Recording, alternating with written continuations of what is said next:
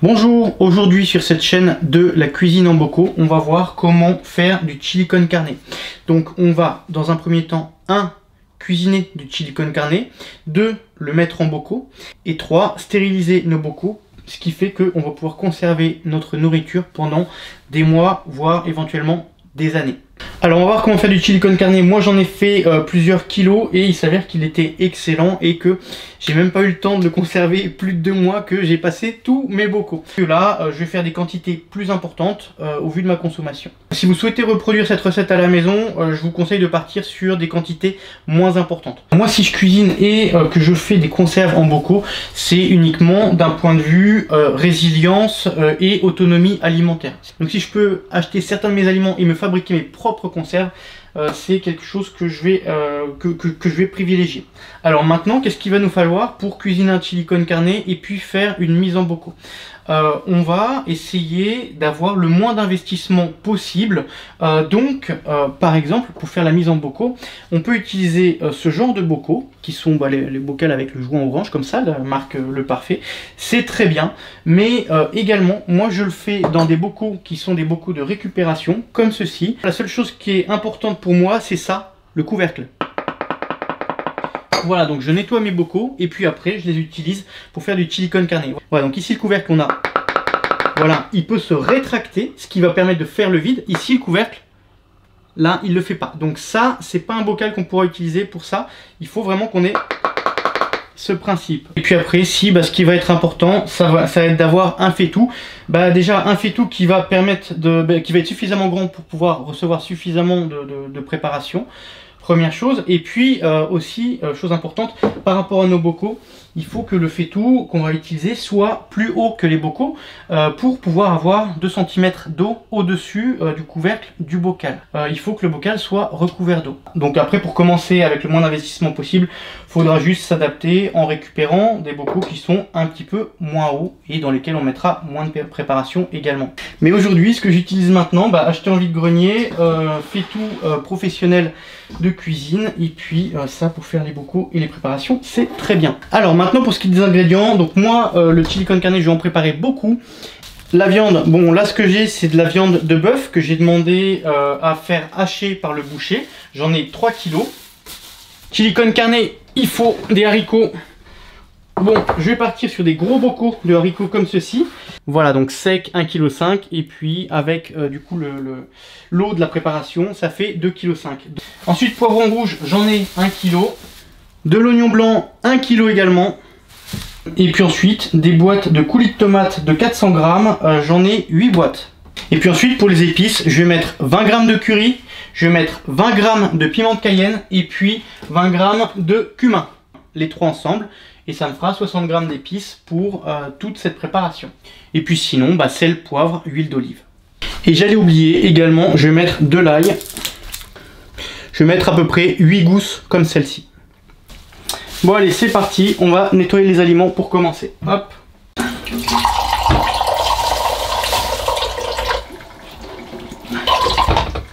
Une planche à découper. On va prendre également un bon couteau. Et puis, on va couper nos poivrons en petits dés.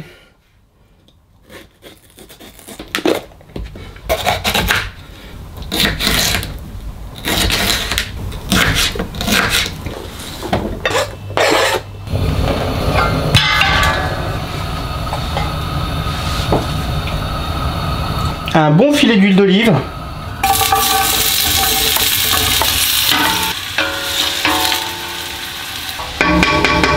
Maintenant, je vais presser l'ail.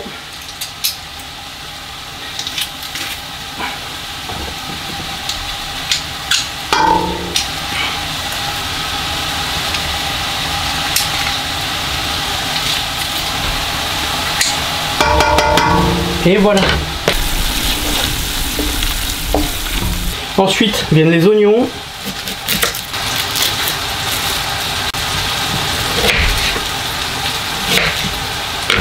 Et ça, pour ça, je vais utiliser le petit hachoir à main Tupperware. Alors, Tupperware, c'est celui qui vaut le plus cher. Il y en a d'autres qui valent moins cher. Je vous mettrai des liens en dessous dans la description s'il y en a que ça intéresse. En tout cas, je suis partisan du non électrique dans le sens où on peut avoir des coupures de courant quand on cuisine.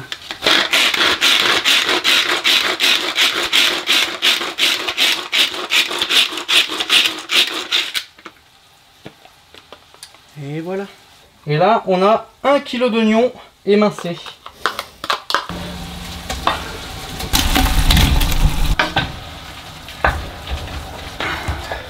Et maintenant, par-dessus tout ça, 3 kg de viande rouge. Là, voilà. Ouverture des boîtes de haricots.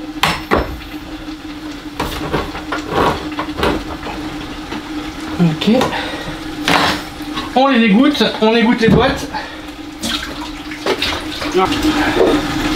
Ok. Alors pendant à peu près une demi-heure, on va faire cuire la viande avec les oignons, les poivrons et l'ail.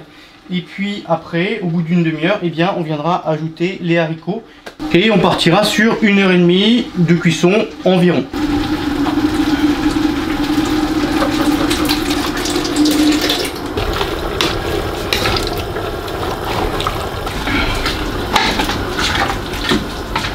Maintenant, je vais ajouter le coulis de tomate.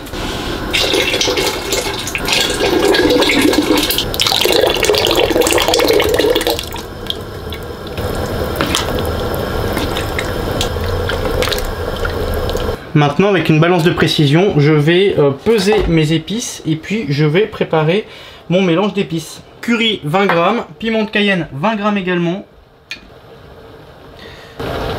Ok. Ouais. Maintenant, on va faire pareil avec le curry. Voilà. Ok. Ah, ça sent bon. Maintenant, le cumin. Voilà.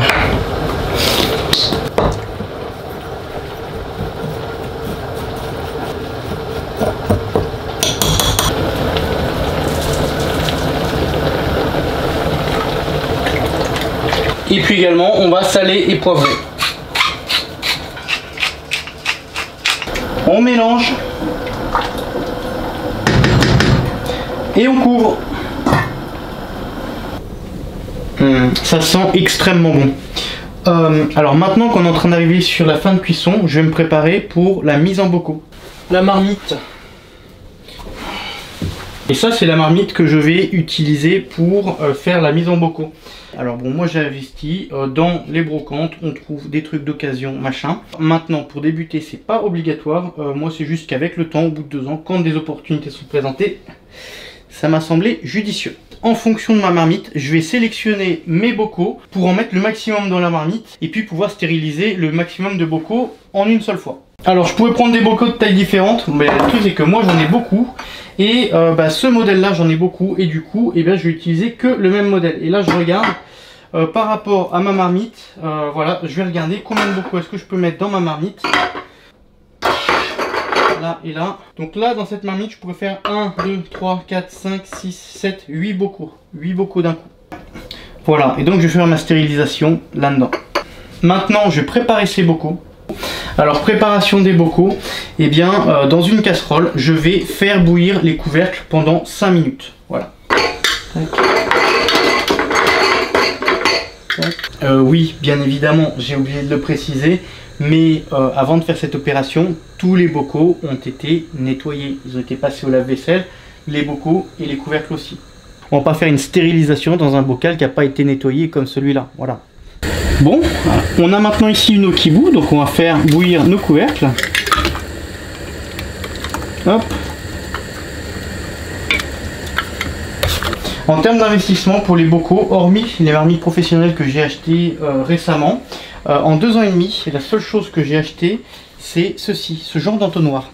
Ce genre d'entonnoir qui sont assez pratiques parce qu'ils ont des gros trous. Donc celui-là, il a un gros trou comme ça, et puis ici, une seule collerette. Celui-là, il a un trou plus petit, mais par contre, il est multicollerette pour s'adapter à différentes tailles de bocaux. Voilà. Ça, c'est assez pratique parce que lorsqu'on va verser la préparation, on va venir mettre cet entonnoir par-dessus, et puis il évite en fait de venir salir le rebord. Et ça, c'est très important de ne jamais salir le rebord parce que c'est là où on va avoir la liaison étanche entre le couvercle et le verre du bocal. Donc si on a de la saleté, enfin de la saleté, c'est pas de la saleté, si on a de la nourriture, pardon, entre ces deux parties, eh bien ça peut ça peut nuire à la stérilisation de notre bocal. Donc il faut toujours avoir un bord propre, et c'est pour ça qu'avoir ce genre d'entonnoir peut être une bonne chose. Ça vaut pas très cher, ça vaut dans les 3-4 euros. Là, je vais couper le feu sur ma préparation. Pour ce qui concerne la mise en bocaux, il y a une notion qui est importante, la notion de choc thermique. Il faut éviter les chocs thermiques. J'entends par là qu'il ne faut pas prendre un bocal avec la nourriture chaude dedans et venir le plonger dans l'eau froide. Si on fait ça, eh bien, on a un choc thermique qui va se produire sur le verre et ça peut fragiliser le verre peut casser. Surtout que là, les bocaux anciens comme ça, type Bocaux Le Parfait ou marque autre, là le verre est épais, il est plus résistant. Là, on est sur un verre qui est plus fin, donc moins résistant aussi. Mais cela dit, des préparations dans ce type de bocaux, j'en ai fait plein, ça va très bien aussi. Donc la notion de choc thermique, voilà, c'est un point important. Donc va pas falloir créer de choc thermique lorsqu'on plonge le bocal dans l'eau de notre marmite. Et également, lorsqu'on aura terminé notre stérilisation et qu'on va couper, eh bien, il ne faudra pas sortir les bocaux de l'eau chaude pour les laisser à température ambiante. Un autre point également, il y a des personnes qui prennent leurs bocaux comme ça et puis qui vont les passer au four. Oui, ça se fait. Moi, je ne le fais pas. Moi, j'applique la technique que ma grand-mère m'a appris. Je fais comme elle me dit. Quand c'est les bocaux Le Parfait, on fait bouillir les joints. Quand c'est les bocaux à vis, on fait bouillir les couvercles. Voilà. Mais elle l'a toujours fait. Et puis, elle m'a pas appris à chauffer mes bocaux au four. Ok. Et puis, on va s'attaquer maintenant au vif du sujet. Mise en bocaux. Et oui, c'est pas une cuisine professionnelle, je manque de place. Ok, hop, ça fait son poids. Voilà.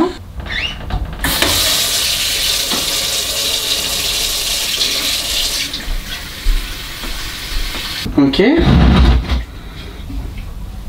Voilà.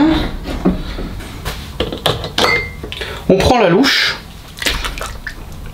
On va remuer la préparation. Également, un point important pour le remplissage, on va pas venir remplir jusqu'à ras-bord pour mettre le maximum de préparation. Surtout pas. Il est important de laisser 2 cm pour avoir de l'air parce que c'est cet air qui va monter en pression, qui va faire des petites bulles qui vont sortir du couvercle.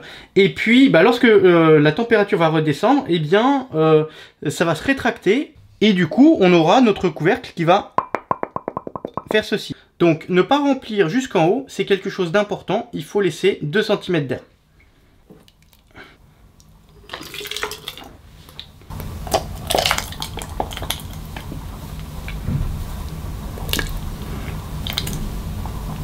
Voilà. Ok. Et là, on a un bocal qui est prêt.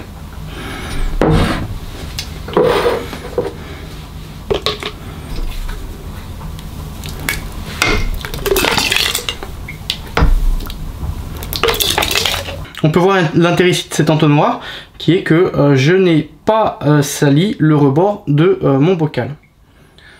Hop.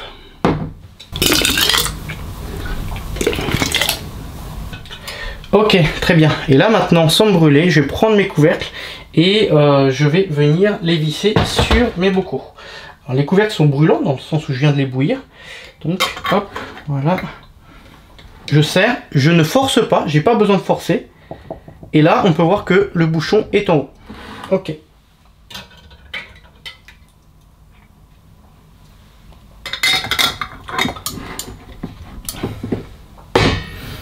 Également, précision concernant les couvercles, je les réutilise. Donc si je force, je vais venir plier le métal, abîmer le métal, et du coup, il ne pourra plus fermer correctement pour les prochaines utilisations.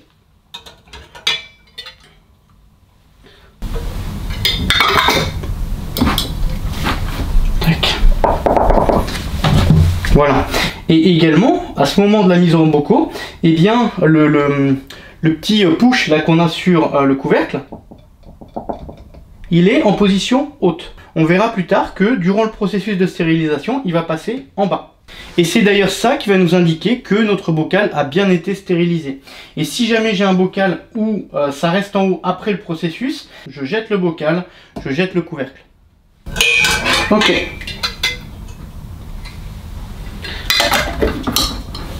Donc là j'ai mes 8 bocaux. Maintenant je vais placer mes bocaux dans ma marmite.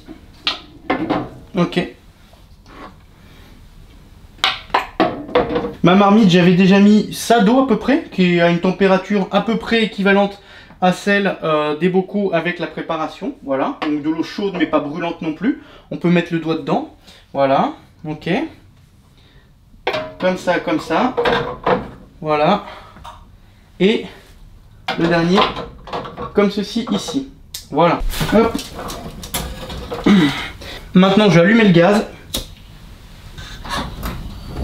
Ok. Et puis je vais venir compléter avec de l'eau chaude jusqu'à ce qu'on ait un niveau qui soit 2 cm au-dessus des bocaux.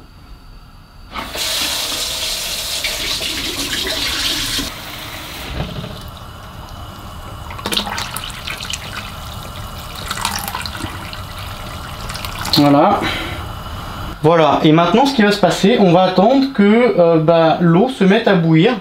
Et à partir du moment où elle va se mettre à bouillir, eh bien, le processus de stérilisation va commencer.